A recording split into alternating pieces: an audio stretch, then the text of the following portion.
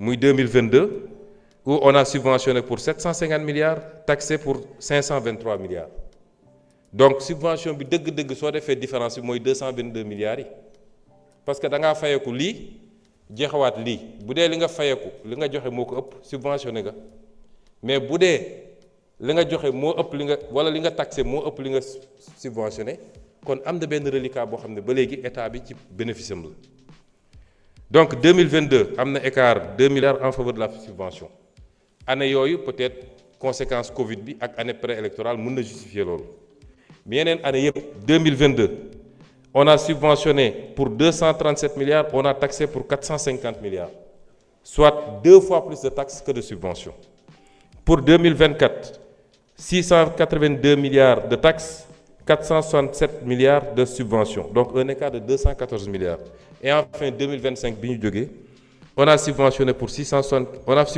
380 milliards et on a taxé pour 665 milliards donc 2 fois plus c'est pourquoi exercice ma leen demandé mooy ñu xool soit on applique la vérité des prix mais si tu appliques la vérité des prix le prix à la pompe day jóg mais taxe yi ngay laaj tam day jóg ce qui fait que le consommateur est doublement pénalisé cette double pénalisation là man bëgguma mu am ci réew mi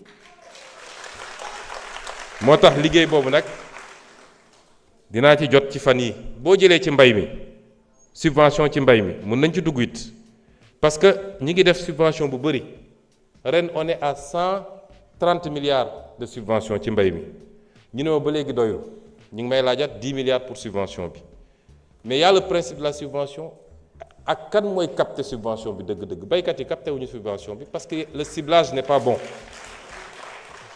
noonu la demee d'ailleurs ci carburant bi parce que wax nañu léegi ciblage bi da ngay gis koo xam ne am na moyen mais tey daanaka fayul dara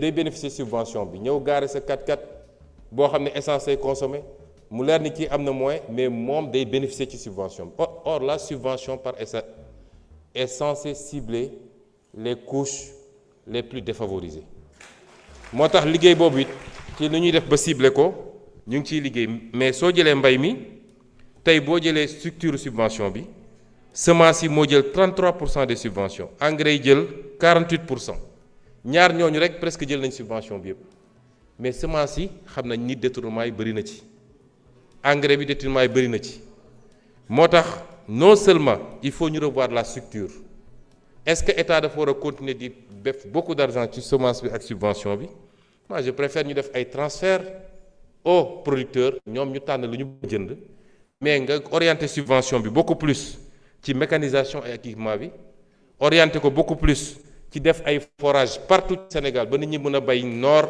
bay nawet ci loolu lañ jëm kon li ngeen tudd ci la jëm ci njëg yi malgré la double crise que je viens de dire ñu ngi ci ba léegi laaj nañ ma nag ci train de vie de l'État bi ñu ñëwee ba léegi ci loolu la ñuy liggéey nu ñuy def ba réduire train de vie de l'État fi mu ne nii je l'avais annoncé pratiquement à part les voyages statutaires nga xam ne mënul ñàkk ministre bu déposé ma bloqué ko ministre yëpp semaine passée dama toog ma ne SGG parce que man ministre yi laay contrôler mais les DG du ñu egsi ci man c'est au niveau de leur autorité de tutelle wala du secrétaire général ma ne SGG envoyé-moi sur les 3 mois les voyages des DG mais j'ai été surpris il y a des DG qui ont passé 33 jours sur les 90 jours à l'étranger 33 jours ñii 27 jours ñii 15 jours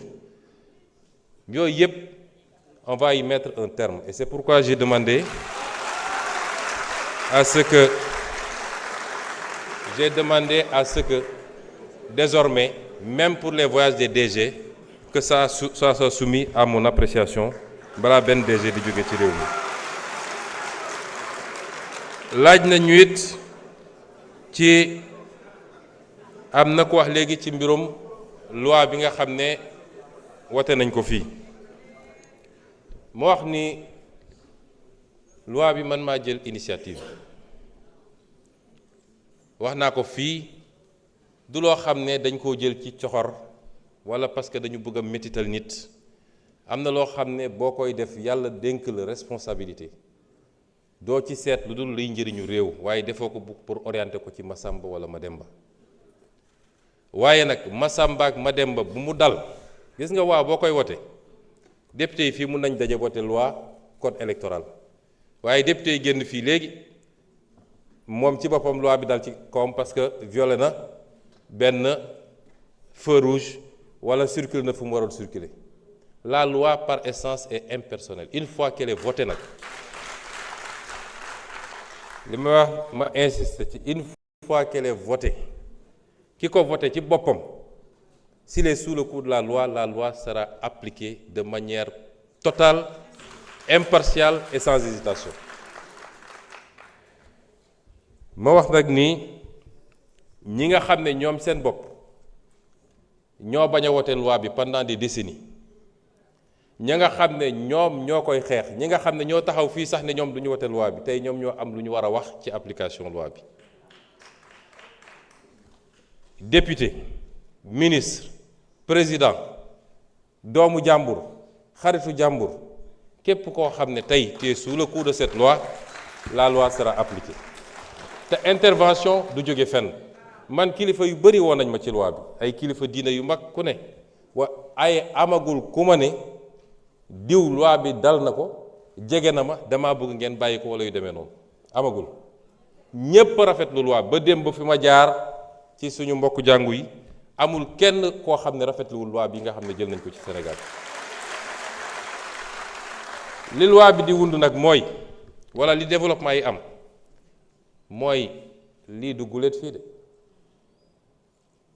waaye dañ leen daan protéger parce que du ñu ne ci ñaari at yi la fi yëpp am kuñ fi jàpp nee na la depuis 2000 nangam 2014 2010 2010 maa nga ca woon yàgg nañ fee jàpp nit ñu def pression ci procureur ne bàyyi leen ko daggal ko billet mu génn réew mi loolu am na yàgg na am ci réew mi ñun lii ñuy def nii ñi ñu jiitu bu ñu ko defoon mbir mi du egg ampleur bi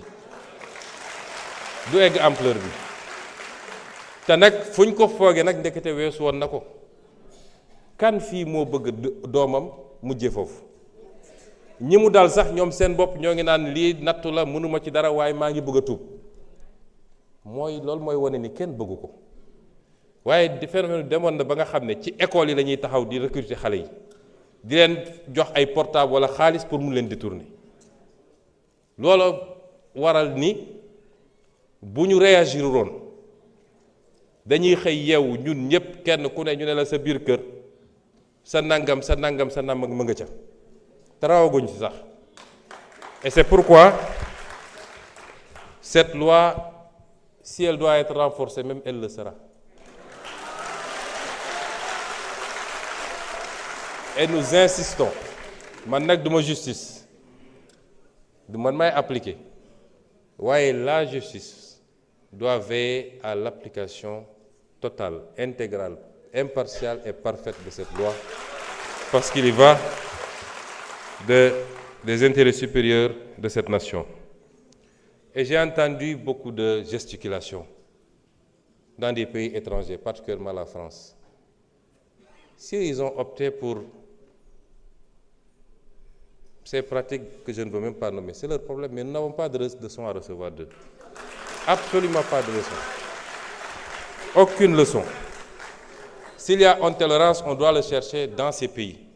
Ou pas plus tard qu'il y a 4 jours, une avocate a été attaquée parce qu'elle s'est fait interviewer avec un foulard sur la tête. C'est ça l'intolérance. C'est ces pays-là qui sont intolérants. Nous n'avons pas de leçon de recevoir de personne. Le peuple sénégalais souverain, dans sa totalité, je ne dis même pas dans sa majorité, ne veut pas de ces pratiques ici au Sénégal. Barki dem dama doon waxtaan ak un de mes ministres mu ne ma oui l'objectif c'est de casser la chaîne de transmission du VIH ma ne ko non l'objectif n'est pas de casser la chaîne de transmission, c'est un des objectifs sous-jacents, mais l'objectif principal c'est de mettre un terme à la prolifération du phénomène. Ça l'objectif principal. kon loolu jàpp naa ni am nañu satisfaction pour le moment ci application de la loi et nous insistons parce que nag bëri na lu ñu ciy wax il ne sera pas question de cacher les gros poissons. Les gros poissons. Parce que ñoo wasaare affaire bi en réalité. Les gros poissons. Ñi nga xam ne yor nañ seeni milliards, yor xaalis, mën a détourner facilement ay jeunes.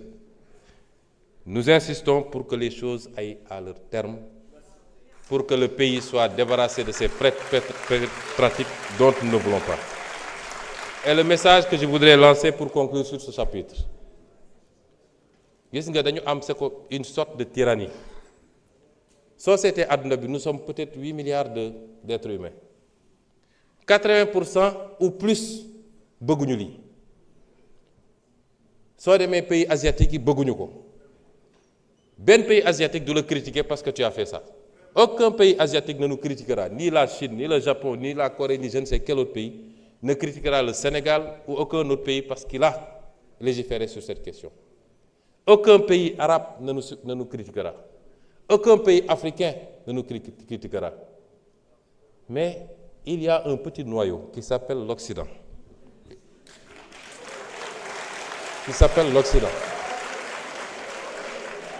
Et au sein duquel, d'ailleurs, le débat n'est pas tranché parce qu'il y en a beaucoup en Occident qui n'en veulent pas. Et selon les pays, les proportions varient. Donc, il y a moins de 5 ou 10% de la population mondiale, parce qu'ils ont les moyens, parce qu'ils maîtrisent les médias, qui veulent imposer leur dictat, leur culture, leur civilisation. D'ailleurs, on n'osera pas parler de civilisation avec cette affaire-là, parce que ce n'est pas de la civilisation, et qui veulent aujourd'hui l'imposer au reste du monde. Au nom de quoi? Et nous avons une partie de nos élites, de nos intellectuels, qui sont complexés, qui ont été complètement formatés à des trucs, et qui ont peur de leur propre ombre. Nous, au Sénégal, n'avons pas le droit de dire en tant que Sénégalais que nous ne voulons pas de cela. Y compris ces soi-disant intellectuels africains, élites, qui écrivent au président de la République, qui a librement promulgué la loi parce qu'il est avec cette loi, et qui écrit pour demander un moratoire. Il n'y aura pas de moratoire. Cette loi sera appliquée. Monsieur le Président, je voudrais terminer par des interpellations sur les difficultés que vivent les Sénégalais. Oui, les Sénégalais vivent des difficultés. Nous les vivons avec eux. Nous les vivons avec eux. Et on nous dit quelle solution préconiser. Je viens de parler de beaucoup de précautions. L'État est en train de prendre sur lui pour éviter de répercuter un certain nombre de chocs sur les populations. C'est déjà des solutions. Le plan de redressement, on parle de redressement. Pourquoi on redresse? On redresse quoi? Ce qui a été tordu. Tordu par qui? Par ceux-là aujourd'hui qui se permettent de nous demander des solutions. Je vais vous dire mes solutions. En dehors de ce que je viens de dire, l'une des solutions, c'est que ñi fi def dette cachée, ñi fi piller le pays, ñi fi enrichir, ñi fi détourner, commençons par les mettre tous en prison et à leur réclamer de restituer ce qu'ils ont pris au Sénégal. Ça, c'est une première mesure. Ñu boole ci yeneen yi ma wax yépp. Et en ce moment, vous verrez s'il n'y aura pas de solution pour les Sénégalais. Enfin, je voudrais terminer par dire aux Sénégalais que ñoom lañ fi nekkal. Sénégalais lañ fi nekkal. Nekkuñu ci ay tappale. Yàgg naa ko wax fii ci tribune bi réew tappale yoru ko. Lu neex ak lu naqari. Dañoo nekk ak suñuy njaboot. Léeg-léeg nga nekk ak benn secteur. xaw a jàmmaarloog ñoom te pourtant li fa nekk ñëpp bu doon 100 la 90 yi sa njaboot la ñu bokk. Defuñu ko de gaieté de cœur mais même njaboot doo ko topp ci luy loraange même njaboot bëgg carte électeur warul tax loolu. moo tax l'appel que je lance aux Sénégalais mooy l'appel à la mobilisation. réew mi ñun ñoo ko bokk lu ñu mën a tabax la.